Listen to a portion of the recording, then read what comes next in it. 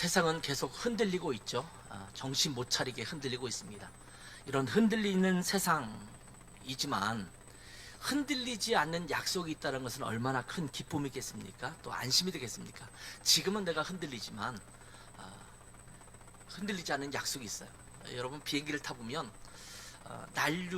난기류에 휩싸이는 경우가 있거든요. 제가 얼핏 들어보니까 이렇게 위아래로 움직이는 건 크게 문제가 없는데 좌우로 움직이면 매우 심각하다고 하더라고요. 막 요동치는 그런 비행기 안에서 막 아연 실색했던 적이 있는지 모르겠어요. 저는 외국에 오랫동안 살다 보니까 비행기 이동을 자주 했던 경험이 많은데 그때마다 때로는 정말 왜 이렇게 요동치지? 라는 생각이 들 정도로 그리고 이게 자꾸 이렇게 옆으로 이동을 하면 굉장히 힘들어요. 그러면서 마음에 막 불안함이 생깁니다.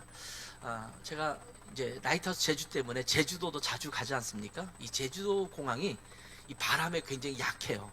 바다 바로 옆에 있고 바람이 굉장히 세기 때문에 이렇게 제가 육안으로 봐도 비행기가 막 아슬아슬하게 이렇게 흔들리면서 착륙할 때가 많거든요. 그러다 보니까 비행기 타고 가면 어려움이 있어요. 근데 어려움이 있는데 그럼에도 불구하고 만약에 분명하게 이 비행기는 착륙지에 도착한다 라는 분명한 흔들리지 않는 약속이 있다면 아마 그 안에서 이렇게 흔들려도 괜찮을 거다 이렇게 생각을 할 수 있을 것입니다. 우리가 인생을 살면서 폭풍 같은 것들을 경험하는 그런 시기가 있어요. 뭐 경제적으로든 육신의 질병 때문이든 누구와의 관계 때문이든 여러 가지 요소 때문에 굉장히 힘들고 어려운 폭풍 같은 그런 시절을 지날 때가 있거든요. 그런데 그때마다 우리의 인생의 고비고비 때마다 우리가 결코 놓지 말아야 할 영원한 소망, 그것이 있음을 우리가 함께 좀 오늘 나누는 시간이 되었으면 좋겠습니다. 오늘 본문은 여러분 쭉 함께 묵상해 오고 있지만 요한복음에서 이제 십자가를 눈앞에 두고 이제 코앞에 두고 예수님께서 제자들을 모아놓고 마지막 말씀을 전하고 있는 그런 부분입니다. 이 부분을 우리가 흔히 다락방 강화 또는 다락방 설교라고 말을 해요. 다락방에서 제자들을 모아놓고 이제 가룟 유다는 중간에 나갔죠. 모아놓고 마지막 당부처럼 말씀하시는 내용을 다락방 강화라고 이야기합니다. 예수님께서는 제자들에게 내가 곧 너희를 떠날 것이다 이런 말씀을 여러 모습으로 또 여러 방식으로 계속 말씀하세요. 내가 너희를 곧 떠날 거야 이렇게 말씀을 하시고 있습니다. 그러다 보니까 제자들은 어떤 것을 느끼냐면 든든하게 나의 버팀목처럼 큰 권능을 일으켜 주시고 표적을 행하시고 내가 봐도 대단한 분으로 여겼던 그분이 이제 떠난다고 해요. 그러면 나의 스승이었고 또 나의 그리스도시고 또 나의 주님이신 그분이 내 옆에서 든든히 붙잡아 주셔서 희망이 있었어요. 근데 그 희망이었던 주님이 나를 떠난다라는 거예요. 기둥 같은 사람이 옆에 있다가 떠났을 경우에 나타나는 어떤 허탈감 그리고 실족감 이런 것들이 굉장히 크잖아요. 그런 것들을 아마 느끼게 되었을 것 같습니다. 그래서 근심하고 두려운 마음이 스물스물 이 제자들의 마음 가운데 들어왔던 모양입니다. 그래서 예수님께서 말씀하시는 거예요. 오늘 1절 말씀 보면 너희는 마음에 근심하지 말라 하나님을 믿으니 또 나를 믿으라. 너희 눈빛을 보니까 좀 두려운 마음이 있는 것 같구나, 근심하는 것 같구나. 지금 내가 계속 말하고 있는데 내가 어떻게 된다라는 것인지 너희가 정말 궁금해하고 불안해하고 정말 뭐지? 라고 하는 마음을 갖고 있는 것을 느낌으로 느끼게 되는데 너희 걱정하지 마 라고 말씀하고 있는 거예요. 하나님을 믿으니 또 나를 믿으라. 하나님은 너희를 그냥 내버려 두지 않을 거야. 믿어. 이런 것은 다 계획이 있어. 이렇게 말씀을 하고 있는 거죠. 살아가면서 우리 눈앞에 놓인 현실은 여전히 불안하고 근심거리가 가득할 때가 많습니다. 여러분 사실 한치 앞을 모르잖아요. 작년 재작년만 해도 지금 이렇게 환율이 오를 것이다, 전쟁이 이게 오랫동안 지속되고 또 새로운 전쟁이 터지고 이런 불안한 감을 여러분이 예측이나 했을 것입니까? 예측하지 못합니다. 예측할 수 있었다면 여러분이 그때 뭔가를 했었겠죠. 주식을 매입을 하든지 뭔가를 했을 거라는 생각이 들어요. 유로화라든지 달러화를 많이 사놨으면 지금 돈을 엄청 벌었겠죠. 그런데 그런 예측을 우리가 할 수 없는 것 아니겠습니까? 그렇지만 주님께서는 우리 가운데 말씀하시기를 이 땅이 끝이 아니다. 우리를 위해서 영원한 처소가 예비되어 있다. 지금 이 땅에 살아가고 있는 것은 과정일 뿐이다. 너희의 종착지가 아니다. 너희가 가야 할 곳이 있다. 이 말씀을 지금 해주시고 있는 것입니다. 그러면서 예수님께서는 내가 너희를 떠나는 것은 너희를 버리는 것이 아니다. 너희를 위한 거처를 예비하러 가는 것이다. 이렇게 말씀을 하고 있습니다. 사실은 2절 말씀 보면 이런 말씀이 있죠. 내 아버지 집에 거할 곳이 많도다. 그렇지 않으면 너희에게 일렀으리라. 너희에게 일렀으리라 라고 하는 것은 거할 곳이 많지 않았다면 미리 너희에게 말했을 것이다 라는 말이에요. 그런데 내가 너희를 위하여 거처를 예비하러 간다. 이렇게 말씀하시죠. 이 거처를 예비하러 간다 라고 말씀하시는데, 이 말씀 우리 보면, 이 말씀을 보면 아버지 집에 거할 곳이 많다, 거처를 예비한다, 이런 표현이 등장하고 있는데, 좀 세번역 성경을 보면 좀 더 명확해집니다. 내 아버지의 집에는 있을 곳이 많다. 그렇지 않다면 내가 너희에게 있을 곳을 마련하러 간다고 너에게 말했겠느냐? 나는 너희가 있을 곳을 마련하러 간다. 여기 보면 있을 곳이라는 표현을 쓰고 있어요.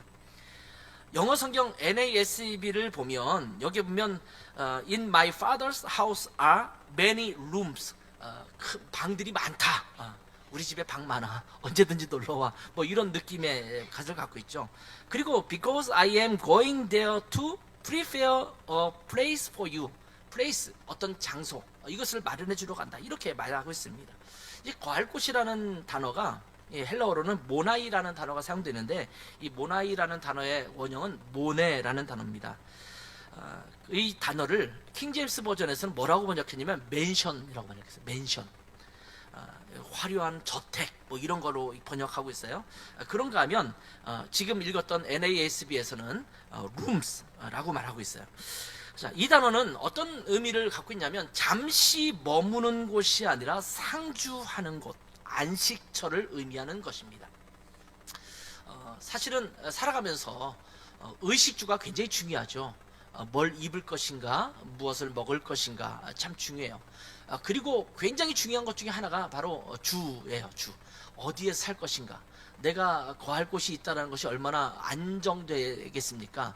저는 이제 전세를 다니다 보니까 한국에 와서 2년 동안 2년 만에 계속 이사하는 게 제일 힘들더라고요. 독일에서는 주택법이 그렇게 안 돼 있어서 한 번 살면 세입자가 나간다라고 말하기 전까지는 그냥 10년이든 20년이든 살 수 있거든요. 못 내보내게 돼 있어요. 정말 특별한 몇 가지의 조건들이 있어요. 내보낼 수 있는 조건들이 있는데, 그게 아니면 그냥 계속 살고 또 사실은 전세비도 올릴 수가 없어요. 월세도 올릴 수가 없어요.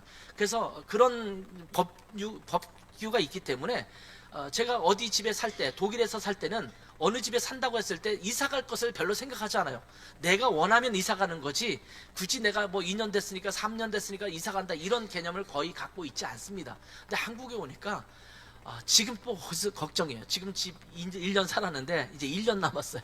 1년 남았는데 이제 집주인이 나가라고 안 하면 좋겠다. 그럼 2년 연장될 수 있잖아요. 그러면 2년 후에는 또 어떻게 될 것인가, 뭐 이런 것을 계속 고민하고 있는 거예요. 근데 주님께서 우리에게 말씀하시기를 얼마나 위로가 되는지 몰라요. 내가 너희를 거할 것을 마련한다. 영원한 안식처. 이제는 이사 안 가도 돼. 거기서 너는 영원히 살 수 있어. 이렇게 말씀을 하고 있는 것 아니겠습니까? 우리 개개인을 위한 충분한 거처가 그 나라에는 준비되어 있다는 거예요. 저는 임대주택도 좀 찾아보려고 열심히 알아보는데, 제가 이제 교회 사역과 이런 것들을 바운더리를 해서 찾아보는데 나오지를 않아요. 신혼부부를 위한 것은 엄청 많이 나오는 것 같은데, 이 나이든 저희 같은 사람들에게는 나오는 집이 별로 없어요. 그래서 임대주택도 참 쉽지 않다 이런 생각이 들어요. 근데 이 임대주택도 사실은 뭐 10년을 살든 뭐 20년을 살든 뭐 영구 임대든 하여튼 그것은 내 집은 아니잖아요. 언제가 떠나야 될 집이라는 거예요. 그런데 그 집도 찾기가 어렵다라는 거예요. 근데 주님 나라에서는 굳이 다방을 보지 않아도 돼요. 앱을 들어가서, 다방이라는 앱에 들어가서 집을 찾지 않아도 되고, 부동산 가서 이렇게 알아보지 않아도 됩니다. 주님 주에는 언제든지 너희 거할 곳이 많다 이렇게 말씀하세요. 그 뒷부분에 나오는 거처라는, 우리 개역개정 성경에는 거처라고 표현하고 있어요. 이 단어는 좀 다른 단어가 사용됩니다. 토폰이라는 단어가 사용됐고, 이 단어의 원형은 토포스라는 단어입니다. 이것은 장소, 방 또는 지역, 에리어 같은 거죠. 그런 것들을 이야기하는 단어입니다. 자, 아버지의 집에 있는 거할 곳, 이 거처를 우리가 다른 말로 표현하면 하늘 거처라고 말할 수가 있습니다. 보통 우리가 뭐라고 말하냐면 천국이라는 표현을 써요. 천국이 뭡니까? The Kingdom of Heaven입니다. 하늘에 있는 왕국이라는 거예요. 이 나라라는 것이 우리나라의 민주주의 국가 이런 게 아니라 킹덤이에요. 하나님의 왕국, 하나님이 왕이 되어 주셔서 다스리시는 곳입니다. 근데 이 천국이라는 단어를 우리가 좀 잘 살펴볼 필요가 있는데, 왜냐하면 천국이라는 단어는 성경에 마태복음 외에는 등장하지 않습니다. 유일하게 다른 데서 등장하는 게 있는데, 디모데 후서 4장 18절에 천국이라는 단어가 한 번 등장합니다. 디모데 후서 4장 18절에 등장하는데, 요것 외에는 마태복음에서만 사용되는 그런 단어입니다. 나머지에서는 뭐라고 사용되고 있냐면 하나님의 나라, The Kingdom of God, 하나님의 나라라는 말로 표현하고 있습니다. 자, 왜 마태복음에서만 천국이라는 단어가 사용되냐면, 이 중요한 것은 마태가 누구를 1차적인 독자로 대상으로 해서 이 마태복음을 썼냐면 히브리 사람들, 그러니까 다시 말하면 유대인들을 향해서 쓰여진 복음서가 마태복음이에요. 근데 우리나라도 예전에 그랬잖아요. 하늘이 무섭지도 않냐, 하늘을 두려워하라, 이렇게 말할 때 저 하늘을 말하는 게 아니잖아요. 뭔가 신적인 존재, 뭐 절대적인 존재가 있는 그곳을 일컬을 때 우리가 하늘이라는 말을 쓰잖아요.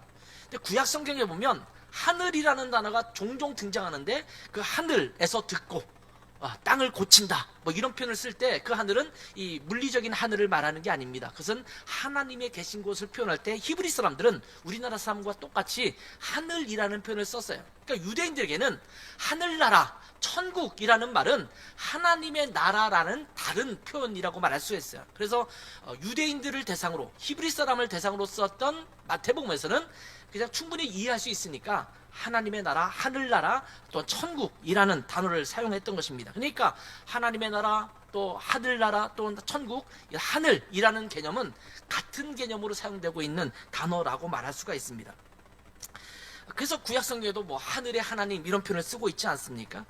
자, 하늘에 계신 신적인 존재를 일컬을 때 하늘이라는 표현을 썼단 말이죠. 그래서 이 하나님의 나라는 장소적인 개념을 넘어서서, 장소적인 개념도 없지 않습니다. 있습니다. 그러나 그것만이 아니라 하나님의 통치가 완벽하게 이루어지는 영원한 집을 말할 때 천국, 하나님의 나라, 하늘이라는 표현을 써요. 자, 그런데 우리가 흔히 천당이라는 말 쓰잖아요. 뭐 불신, 지옥, 예수 천당. 천당이라는 말은 사실 우리 그리스도인이 쓰여질 말은 아닙니다. 이 천당이라는 말은 어디서 쓰는 거냐면 불교적 용어예요. 죽은 이후에 좋은 극락의 세계를 갔을 때 그들은 천당이라는 말을 써요. 그래서 사실은 천당이라는 말은 이 기독교적 표현은 아니라고 말할 수가 있습니다. 아무튼 이 하나님의 나라의 거처는 영원한 집입니다. 이 영원한 집, 영원한 평강, 이것을 누리고 안정을 누릴 집을 주님께서 준비하시겠다라고 말씀하십니다. 3절을 볼까요? 같이 한번 읽습니다. 시작. 가서 너희를 위하여 거처를 예비하면 내가 다시 와서 너희를 내게로 영접하여 나 있는 곳에 너희도 있게 하리라.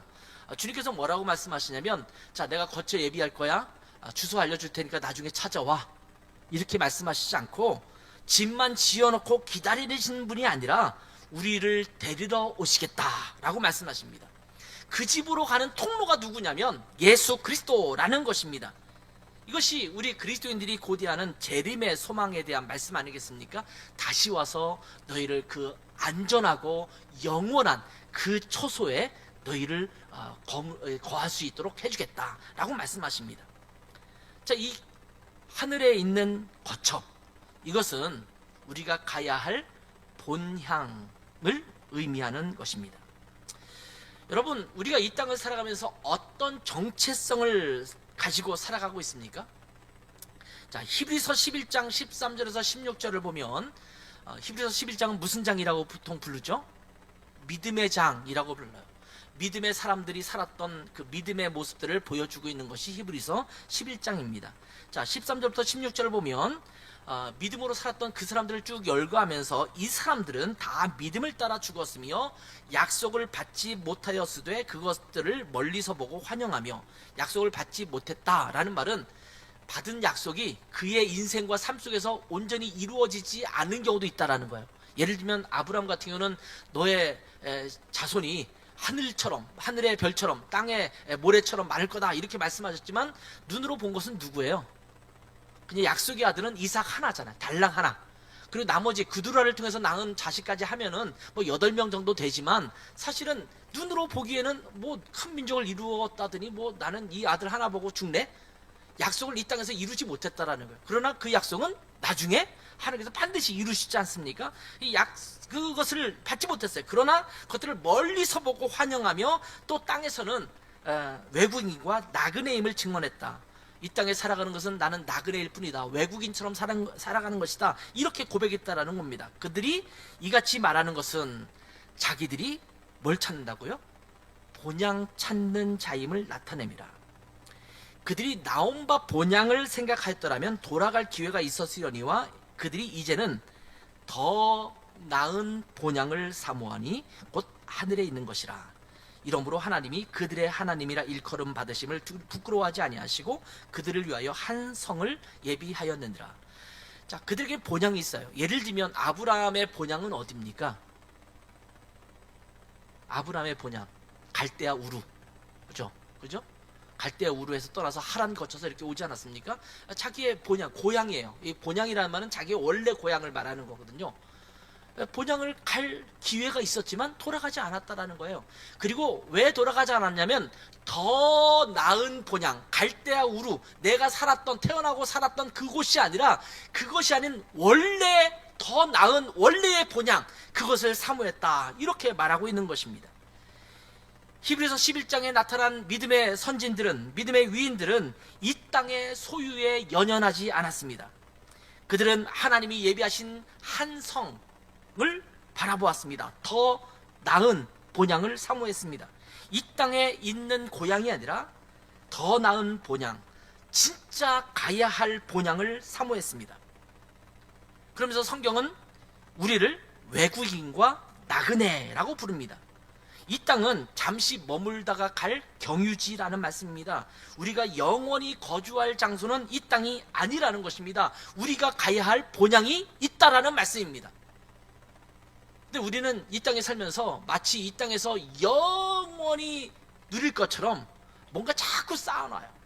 이사를 자주 하면 가지게 되는 태도 중에 하나가 뭐냐면 물건을 안 쌓아놓는 겁니다. 자꾸 쓸데없는 물건을 많이 사다 놓으면 이사 갈 때마다 버려야 돼요. 이게 너무 무겁고 힘들잖아요. 그러니까 자꾸 짐을 줄이게 돼요. 근데 여러분 어딘가 여행을 가서 리조트에 묵는다든지 호텔에서 한 3박 4일 묵을 때 여러분이 얼마나 많은 짐을 갖고 가시는지 몰라요. 사람마다 성향마다 다 다르긴 하지만 거기에 가서 여기 텔레비전이 신통치 않네? 자, 전자상가 가서 텔레비전 하나 갖다 놓고 여기서 보다 가야겠다. 뭐 이러신 분 있으세요? 혹시 헤어드라이기가 별로 신통치 않아요. 그러니까 오늘 요 앞에 가서 또 헤어드라이기 하나 사다 놔야겠다. 이렇게 생각하시는 분 있어요?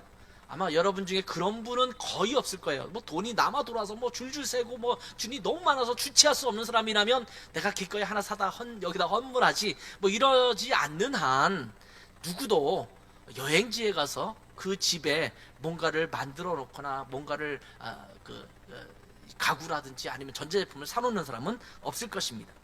왜냐하면 외국인과 나그네로서 그곳에 잠시 머물 거기시기 때문입니다. 조금 불편해도 야 이거 끝나면 집에 가면 내가 편히 쉴 수 있으니까 이런 마음을 갖고 있을 것입니다. 그런 것처럼 이 땅은 우리의 본향이 아닙니다. 우리가 가야 할 본향이 있습니다. 빌립보서 3장 20절과 21절을 우리가 함께 읽어보도록 할까요? 빌립보서 3장 20절 21절입니다. 시작. 그러나 우리의 시민권은 하늘에 있는지라 거기로부터 구원하는 자 곧 주 예수 그리스도를 기다리노니 그는 만물을 자기에게 복종하게 하실 수 있는 자의 역사로 우리의 낮은 몸을 자기 영광의 몸매의 형체와 같이 변하게 하시리라. 자, 여기 보면 우리의 시민권은 어디에 있다고요? 하늘에 있습니다. 여러분 여권 갖고 있죠? 여권에 보면 대한민국 여권이라고 써 있어요. 그리고 한 페이지를 넘기면 이 사람이 어디든지 가면 우리나라에서 이 사람을 보증할 테니까 여행의 편의를 제공해주고 뭐 이런 말이 쭉 써 있어요. 이 사람은 대한민국 소속이라는 거예요. 그런데 주님께서는 아니 너희들은 하나님 나라의 여권을 가진 자들이야. 너희의 소속은 하나님 나라에 있어. 이렇게 말하는 거예요. 지금 우리는 외국인으로서 이 땅에 잠시 살고 있는 거예요. 이 세상에 잠시 살고 있는 거예요. 우리는 패스포트를 갖고 있어요. 하나님 나라의 여권을 갖고 있어요. 언젠가는 이 여권을 가지고 다시 본국으로 돌아갈 것입니다. 그 본국이 어디냐면 하나님의 나라예요. 천국입니다. 빌립보서 3장 20절 이 읽은 말씀에는 우리의 시민권은 하늘에 있다라고 말합니다. 우리가 이 땅에서 겪는 고난과 질병 그리고 낮은 몸의 한계 이것은 영원하지 않습니다. 주님이 다시 오실 때 우리의 낮은 몸은 주님의 영광의 몸의 형체와 같이 변하게 될 줄 믿습니다. 그때 되면 우리의 영광스러운 몸이 바뀌어서 하나님 나라에서 살게 될 것이라는 것입니다. 고린도전서죠. 전서 여기 제가 넘겨보세요 한번. 고린도전서 보면 영어는 원을 써야 되는데 앞에 2를 써서 죄송합니다. 잘못 썼네요. 하여튼 고린도전서 5장 1절에 보면 만일 땅에 있는 우리의 장막집이 무너지면 하나님께서 지으신 집 곧 손으로 지은 것이 아니요 하늘에 있는 영원한 집이 우리에게 있다 이렇게 말씀하세요. 여러분 이 땅에 있는 장막은 무너집니다. 근데 장막이 뭡니까? 여기서 말하는 장막이 뭐예요? 우리 장막집 이 육신을 말하는 거예요.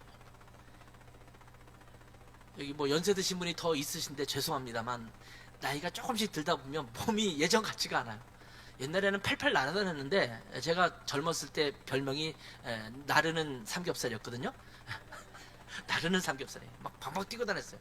뭐 이렇게 에어로빅도 가르치고 여름상교 이런 데 하면 제가 다 춤을 배워서 가르치고 이러면서 별거 다 했던 사람이에요. 근데 예전 같지가 않아요. 몸의 움직임이 옛날 같지 않아요. 옛날처럼 그렇게 해보려니까 조금만 하면 헉헉거리고 힘들어요.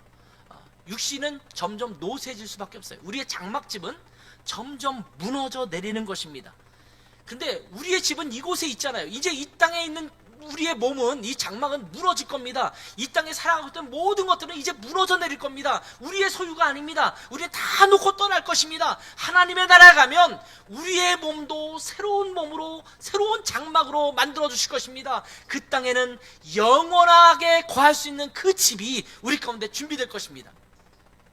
그러니까 이 땅에 밀어두면 안 돼요. 연세 드신 분들 몸이 힘들고 어렵고 뭐 자꾸 여기저기 옛날 같지 않다라고 생각할 때 그냥 이렇게 생각하시면 돼요. 이제는 이 몸을 벗을 때가 되었구나. 그리고 정말 주님께서 마련하신 새로운 집 이것을 내가 얻을 때가 됐구나. 천국에 우리의 몸이 어떻게 바뀔까 여러분 궁금하지 않으세요? 그냥 저의 생각입니다만 천국에 가면 내 인생에서 가장 멋지던 모습으로 바뀔 것 같아요. 그보다 좀 더 멋지셨으면 좋겠지만 아무튼 내 인생에서 가장 멋지고 아름답고 그랬던 시절의 모습으로 바뀌면 참 좋겠다 이런 마음이 들어요. 그 나라에 가면 그 모습으로 영원히 늙지 않고 영원히 건강하게 살아가는 그때가 될 줄 믿습니다. 우리 그리스도인들은 이 땅에서의 삶을 그렇기 때문에 허투루 살지 않습니다. 왜냐하면 이 땅의 삶이 끝이 아니기 때문이에요. 주님 나라에 가서 살 것을 준비하며 살아가는 것입니다. 그 나라에 가서 내가 어떻게 살지를 준비하는 삶이 이 땅의 새 삶입니다. 그렇기 때문에 이 땅에 어렵고 힘든 일이 있어도 근심과 두려움 속에 머물러 있지 않습니다. 나그네로서 잠시 머무는 곳에서 조금 어려움을 겪고 아픔이 있다 하더라도 참된 안식처인 집에 가게 되면 모든 것이 회복되고 편히 쉴 수 있을 것이라는 영원한 소망을 갖고 있기 때문입니다. 이 소망을 가지고 살아가는 우리 모두가 되기를 축복합니다. 자, 예수님께서 제자들에게 곧 제자들 곁을 떠나실 것이다 이렇게 말씀하시면서 내가 어디로 가는지 그 길을 너희가 안다 이렇게 4절에 말씀하세요. 4절에 보면 이렇게 말씀하세요. 내가 어디로 가든지 그 길을 너희가 아느니라. 주님께서는 이미 여러 번 말씀하셨기 때문에 주님께서 구속의 계획 또 대속의 죽음 이런 것들에 대해서 말씀하셨거든요. 근데 그들이 이해를 못한 거예요. 그러니까 도마가 다시 묻습니다. 어떻게 한다는 말씀이에요? 난 몰라요. 어디로 가시는지 어떻게 가는지 모르는데 그 길을 어떻게 가겠습니까? 내비게이션도 없죠. 지도도 없죠. 어떻게 갈지 우리는 알 수 없습니다. 이렇게 말하는 거예요. 이 질문은요, 이 포스트 모더니즘 사회를 살고 있는 현대인들이 던지는 질문이기도 합니다. 다 영생을 원해요. 죽은 이후에 뭐 낙원이 있다면 천국이 있다면 그곳에 가서 살기를 원합니다. 근데 그렇기 때문에 그곳에 어떻게 갈 수 있는지 궁금해 하거든요. 그러다 보니까 불교도 믿고 힌두교도 믿고 아니면 이슬람교도 믿고 기독교라는 종교도 한번 믿어보고 아니면 무슨 좋은 일을 행하고 뭐 그렇게 해서 내가 이 땅에서 열심히 살다 보면 뭐 천국에 갈 수 있지 않겠는가, 이런 생각을 하게 됩니다. 그러면서 이렇게 질문합니다. 모든 종교는 결국 맨 위에 꼭대기 같은 곳에서 만나는 것 아닙니까? 뭐 불교를 통해서 가든 힌두교를 통해서 가든 다른 종교를 통해서 가든 결국은 하나님이라는 뭐 절대자 또는 뭐 알라 뭐라고 부르든지 간에 그런 존재, 그런 나라로 가는 것 아니겠습니까? 그것이 극락이든 천국이든 천당이든 관계없습니다만 이름만 그렇게 다를 뿐이지 다 같은 곳으로 가는 것 아닙니까? 가는 방법이 좀 서로 다를 뿐이죠. 예를 들면 부산에서 서울까지 오는데 7번 국도를 쭉 타다가 저 영동고속도로에서 오든지 아니면 경부고속도로를 타서 오든지 아니면 중간에 뭐 고속도로 많이 생겼더라고요. 그런 길을 타서 오든지 결국 어디로 가든지 뭐로 가든지 서울로 가면 되지 않겠느냐?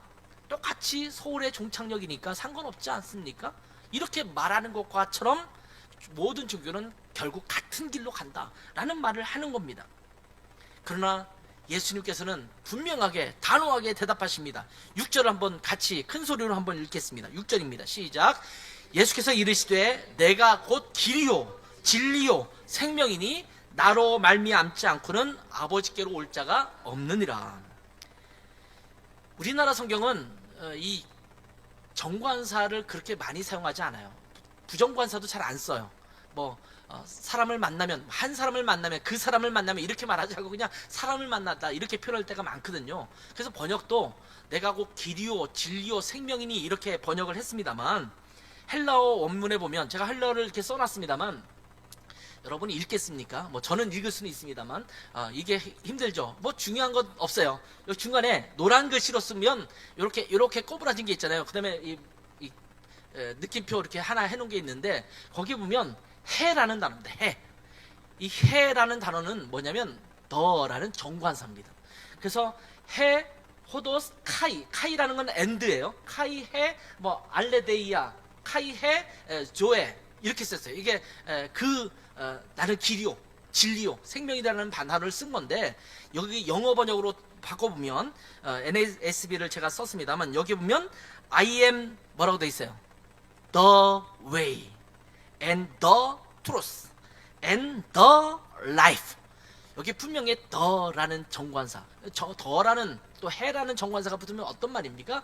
다른 것 말고 바로 그 길, 바로 그 진리, 바로 그 생명이라는 겁니다.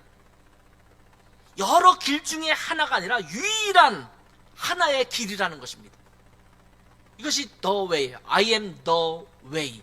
천국으로 가는, 하나님의 처소로 가는, 그 길로 가는 유일한 길은 바로 나밖에 없다, 이렇게 말씀하고 있는 것입니다. 그러면서 예수님은 진리를 가르치는 스승이 아니라 진리 그 자체이시며 생명을 주시는 분이 아니라 생명의 근원이시라는 말씀을 하고 있는 것입니다. 예수님만이 유일한 구원의 길이며 진리이며 생명이라는 말씀입니다. 이것을 사도행전 4장 12절에도 분명하게 말씀하고 있죠. 같이 또 읽겠습니다. 시작. 다른 이로서는 구원을 받을 수 없나니 천하 사람 중에 구원을 받을 만한 다른 이름을 우리에게 주신 일이 없음이라 하였더라. 다른 이름이 없어요. 알라신을 믿어서 되는 게 아니고, 모하메드를 믿어서 되는 것이 아니고, 석가모니를 믿어서 되는 것이 아니고, 공자를 믿어서 되는 것이 아니라 이 땅에 수많은 위인들 같은 성자가 있다 하더라도 유일하게 천하 사람 중에 예수 그리스도 외에 하나님 앞에 갈 수 있는 다른 길은 우리에게 주신 일이 없다라고 말씀하신 것입니다. 기독교 신앙의 핵심은 바로 이 예수 그리스도의 유일성에 있습니다. 구원의 유일한 통로, 이것이 바로 예수 그리스도시다라는 것입니다. 오직 예수 그리스도를 믿는 자만이 하나님 아버지께 갈 수가 있습니다. 오직 예수 그리스도를 나를 구원하신 구세주로 고백하며 나의 주인이라고 고백하면서 믿고 따를 때 이 하나님의 나라, 천국, 하늘 거처에 가서 영원한 생명을 누리게 될 줄 믿습니다. 이 천국이 어디냐? 뭐 여러 가지 천국론에 대한 얘기를 할 수 있겠지만 저는 이렇게 생각해요. 하나님께서 맨 처음에 세상을 만드셨을 때 에덴 동산이잖아요. 에덴 동산에 사람을 만드시고 동물을 만드시고 천지를 만드시고 그것이 아름다운 조화를 이루고 깨끗하고 정결하게 그 상태를 갖고 있었잖아요. 행복하고 영원한 안식처였습니다. 저는 그 모습이 회복되는 곳이 천국이라고 생각합니다. 그 나라에 가면 눈물도 없고 슬픔이 없는 그런 때가 될 것입니다. 그리고 인간이 타락하기 이전처럼 바뀌어 있을 것입니다. 모든 질서가 잡혀있고 평화롭고 하나님과의 친밀한 관계가 누려지고 하나님께서 설계하신 완벽한 환경 속에서 살아가게 되는 곳, 이것이 바로 하나님 나라에 있는 우리의 거처가 될 것입니다. 요즘은 얼마나 미세먼지가 나쁨이 많이 뜨는지, 여러분 집에도 아마 집집마다 공기청정기 하나씩은 갖고 있잖아요. 저희 집도 뭐 제 방도 있고 저기 안방에도 있고 이렇게 공기청정기가 돌아가고 있어요. 주님 나라에는 청정기 필요 없습니다. 공기가 맑아요. 주님 나라 가면 정수기 필요 없습니다. 그냥 물을 마셔도 될 줄 믿습니다. 거기에서는 뭐 하나님을 만나기 위해서 따로 어딘가 가지 않아도 돼요. 그곳이 곧 하나님의 임재가 있는 곳입니다. 하나님께 드리는 예배가 언제나 있는 곳입니다.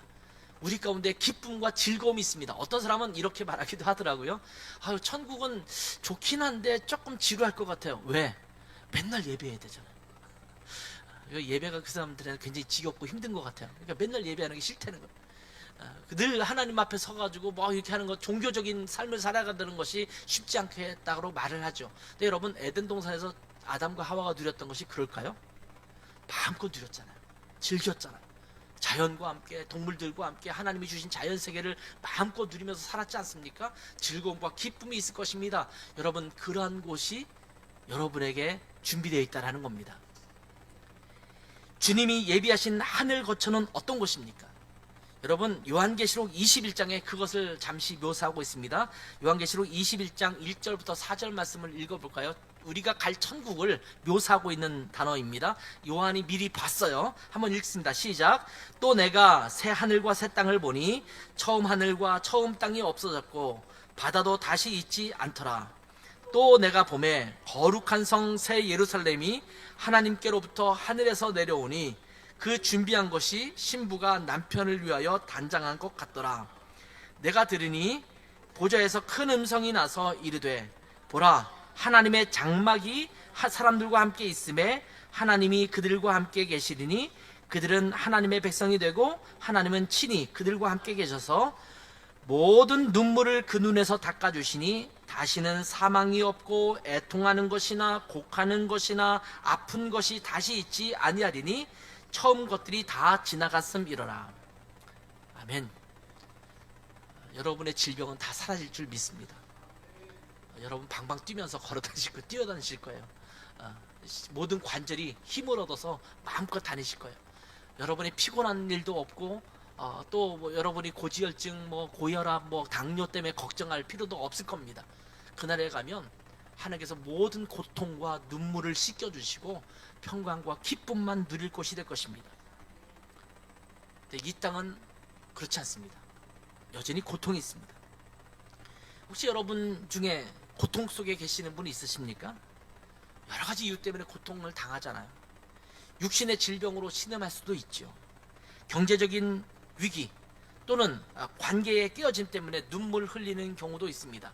자녀의 관계, 또 부모와의 관계, 또 부부 관계, 이런 것들이 어그러져서 힘들고 고통스럽게 지내는 분들도 있을 것입니다. 그러나 여러분 기억하십시오. 주님은 지금도 저와 여러분을 위해서 그 모든 눈물과 고통이 없을 영원한 안식처, 그 하늘 거처를 준비하고 있으십니다. 마지막으로 베드로전서 1장 3절 4절을 읽고 말씀을 맺도록 하겠습니다. 같이 한번 읽겠습니다. 시작. 우리 주 예수 그리스도의 아버지 하나님을 찬송하리로다. 그의 많으신 긍휼대로 예수 그리스도를 죽은 자 가운데서 부활하게 하심으로 말미암아 우리를 거듭나게 하사 산 소망이 있게 하시며 썩지 않고 더럽지 않고 쇠하지 아니하는 유업을 있게 하시나니 곧 너희를 위하여 하늘에 간직하신 것이라. 아멘. 너희를 위해서 썩지 않고 영원히 있을 그것을 받게 하려고 준비하고 있다. 하늘에 준비하고 있다. 그것을 바라보는 것이 뭐예요? 산 소망이에요. Living hope, 살아있는 소망. 우리 주님이 우리를 위해서 준비하신 하늘 거처는 하나님과 우리 사이에 막힌 담을 허물어 주시고 창조 본연의 질서 속에서 친밀한 존재를 나누는 기쁨의 잔치 자리가 될 줄 믿습니다. 이 소망을 갖는다면 이 시대를 또 오늘의 고통을 견디는 힘이 될 줄 믿습니다. 어떤 분은 그렇게 말해요. 그런 걸로 약치지 말아라, 약 팔지 말아라. 여기서 힘들고 어려운데 맨날 뭐 천국 가면 그 기쁨이 있을 것이다, 소망이 있을 것이다, 여기서 힘든데 뭐, 이렇게 말하는 분도 있을 수 있어요. 그래서요, 그럼 여기서 힘들다 살다가 소망 없이 죽어야 된다 말씀입니까? 여기는 우리가 살다 보면 힘들 수 있잖아요. 고통받을 수 있습니다. 이 세상은 악한 세상이기 때문에, 죄가 관영하기 때문에, 사탄이 사로잡고 있기 때문에 우리가 힘들고 고통스러울 수밖에 없어요. 죄의 그 결과입니다. 그것 때문에 살아갈 수밖에 없는데, 그러니까 앞으로의 소망도 두지 말고 그냥 여기서 그렇게 살아라. 물론 그분들은 이 땅에서 그런 고통과 아픔 없이 좀 이 땅에서도 그렇게 살고 싶다라고 말할 수 있겠죠. 그러나 이것이 유한한 것이고, 우리가 이 모든 것이 끝나면 우리에게는 모든 고통을 벗어날 하나님께서 마련하신 그 하늘 거처가 있다는 것을 우리가 기억해야 합니다. 이 땅의 나그네 삶에 지치지 말고 우리를 다시 영접하러 오실 주님을 기다리면서 매일의 삶 가운데 승리하는 우리 라하 고향 식구들 되기를 주님의 이름으로 축원합니다. 기도하겠습니다. 우리 잠깐 오늘 기도하는 시간을 좀 가지려고 해요. 오늘 주신 말씀을 우리 함께 붙들고 질병과 고난 중에 있는, 또 고통과 어려움을 당하고 있는 성도들이 하늘 소망으로 위로받도록 함께 기도했으면 좋겠어요. 여러분 마찬가지죠.